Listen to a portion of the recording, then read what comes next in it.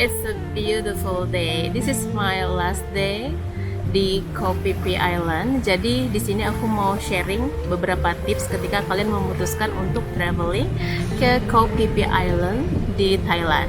Jadi berdasarkan pengalaman aku dan sahabatku, kalau kalian memutuskan untuk jalan-jalan ke pulau, maka harus betul-betul disusun itinerary-nya, jadwal perjalanannya, dan apa-apa saja yang harus dilakukan. Ya, karena apa? Ketika kalian traveling ke pulau, salah satunya di Koh Phi Phi Island ini, itu membutuhkan effort yang lebih dibanding ketika kalian jalan-jalan di city tour ataupun wisata belanja. Karena apa? Ini selain lokasinya harus extra flight, terus naik kapal lagi, terus apalagi ya, dan jaraknya itu tidak dekat. Jadi harus sudah ada itinerary-nya, seminggu minimal sebelum berangkat atau minimal 3 hari sebelum berangkat sudah disusun. Kalian akan nginap di mana saja. Estimasi jarak satu tempat ke tempat yang lain itu memang harus sudah diketahui gitu. Tips yang kedua adalah jangan membuang waktu gitu. Jadi karena kita tuh di sini 3 hari 2 malam, jadi harus dipastikan hari kedua itu kalian mau ngapain lagi. Karena apa? Karena namanya wisata pulau-pulau itu tidak jauh-jauh. Kita ya memang menyukai kayak biota laut ataupun memang suka suasananya gitu. Kita di hari kedua itu sudah memutuskan untuk mengambil full day trip island to island. Nah, kenapa kita ambil full day? Mengingat kita tuh di sini cuma 3 hari, otomatis hari yang full itu untuk kita jalan-jalan itu ya hari kedua doang. Berangkat dari jam 10.30, kemudian selesai pada pukul 19.30 setelah sunset gitu. Kemudian aku mau kasih tips lagi soal pemilihan jasa penyedia jalan-jalan keliling pulau tadi. Nah, jadi di sini itu ada banyak travel agent yang menyediakan jasa itu. Nah, menariknya di sini walaupun harganya bersaing tapi tidak jauh beda gitu loh. Jadi misalnya antara satu travel agent ke travel agent yang lain itu bedanya paling 50 baht, kemudian 100 baht, itu doang gitu. Tapi bagaimanapun namanya kita seorang traveler, 20 baht sekalipun ataupun 5 baht sekalipun itu means a lot gitu loh. Apalagi kita backpackeran gitu kan, kita bukan luxury traveler gitu loh. Jadi ya kita betul-betul manfaatin bagaimana memanage keuangan itu supaya tidak boros. Walaupun sejujurnya yang manage keuangan aku di sini itu adalah teman aku, si Yuda. Dia langsung main cepat-cepat aja pakai taksi. Kalau aku main local transport harganya cuma 80 baht per orang, kali 2 160. Dia naik taksi harganya 400. Mahal nggak tuh? Ha? Jadi dia yang pegang keuangan semua. Dia yang pegang dolarnya, dia yang pegang bahtnya, semuanya dia keperluan dia yang keluarin. Karena kalau aku yang pegang itu pasti I will spend a lot for shopping. Karena aku suka shopping kan. Jadi dia yang mengendalikan semuanya, it's okay. Nah, kembali ke topik yang tadi ya. Jadi soal pemilihan travel agent itu I can say that we are so lucky. Karena pas gitu nyampe di sini, kita langsung tanya di satu travel agent yang paling dekat di pelabuhan. Jadi kita sudah tanya-tanya paket wisatanya. Dia menawarkan untuk full day tour harganya 700 baht full day. Kemudian half day itu sekitar 600 baht, 600 atau 500 baht gitu. Oke, kita keep dulu nih, kita akan jalan lagi ke travel agent yang lain. Kita jumpa warga lokal di sini juga, mereka menawarkan jasa yang sama. Nah, finally di hari kedua ketika kita mau ambil trip ini, kita withdraw ada one travel agent di sekitar shopping area ini. Ada satu travel agent di situ. Kita nemu harga yang menurut kita itu terjangkau dan sedikit lebih murah ketika dibanding di lokasi pertama kita nyampe. Intinya adalah kami tuh ambil full day tour 600 baht per person, dan menurut kami itu murah dibanding yang lain. Di situ ada banyak yang ditawarkan, ya rata-rata snorkeling sih, snorkeling dari pulau ini, snorkeling ke ini juga snorkeling gitu, atau sunbathing, something like that. Terus aku mau kasih tips lainnya begini, dalam hal pemilihan tour package, khususnya island to island, ini penting banget ya. Kalau kalian itu tipikal orang yang tidak tahan dengan ombak laut, secara budget kalian mampu, sebaiknya memilih fast ferry. Not fast ferry tapi speedboat ya. Jadi speedboat itu memang harganya double.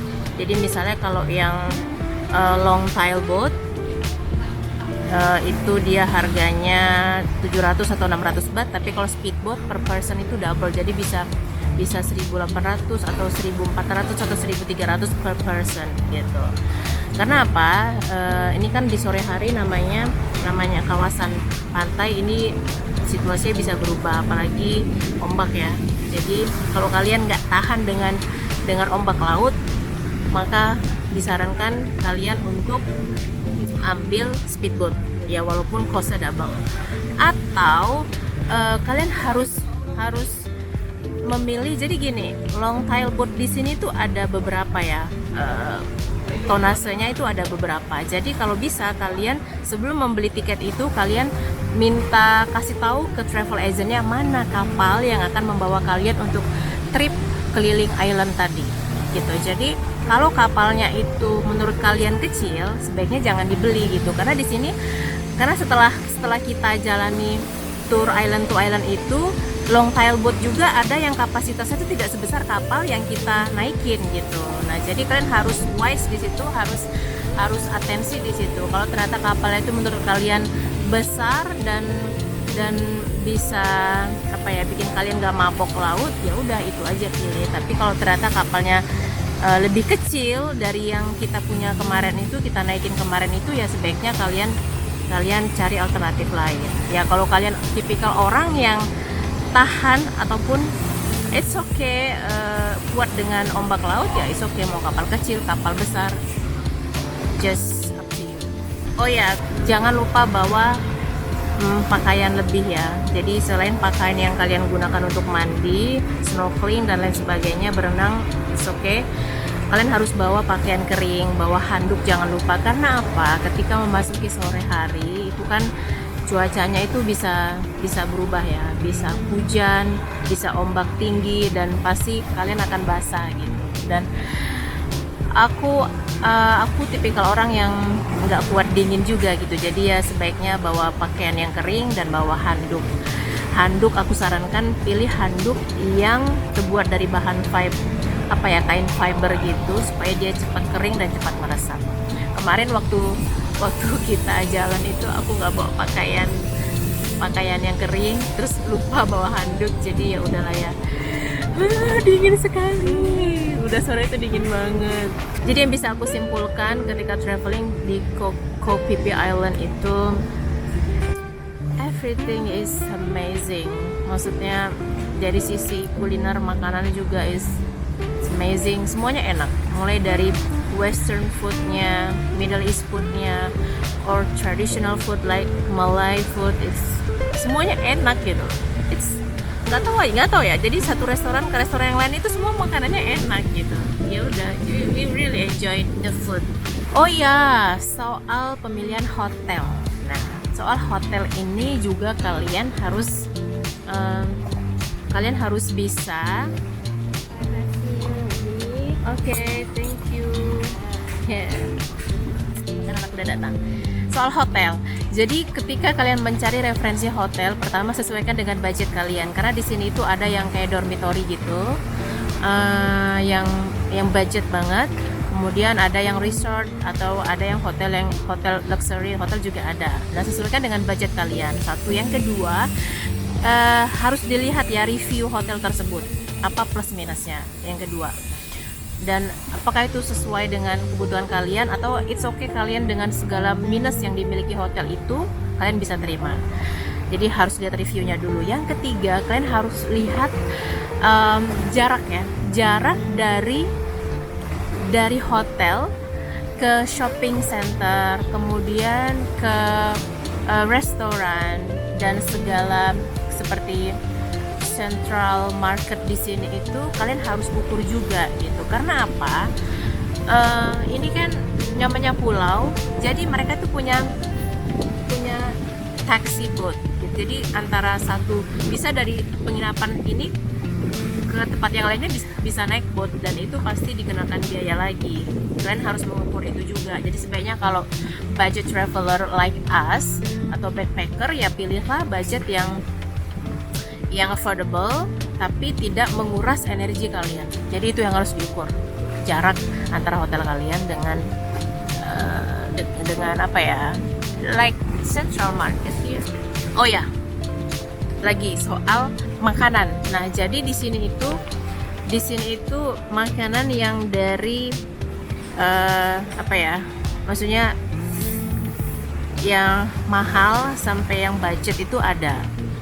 Yang menariknya di sini adalah mereka punya seperti market khusus makanan tradisional Melayu yang menjual seperti sarapan-sarapan, dan jadi itu kayak ada special area gitu loh untuk makanan-makanan yang budget, yang ekonomis, yang murah, tapi tetap enak. Aku garansi enak, betul enak.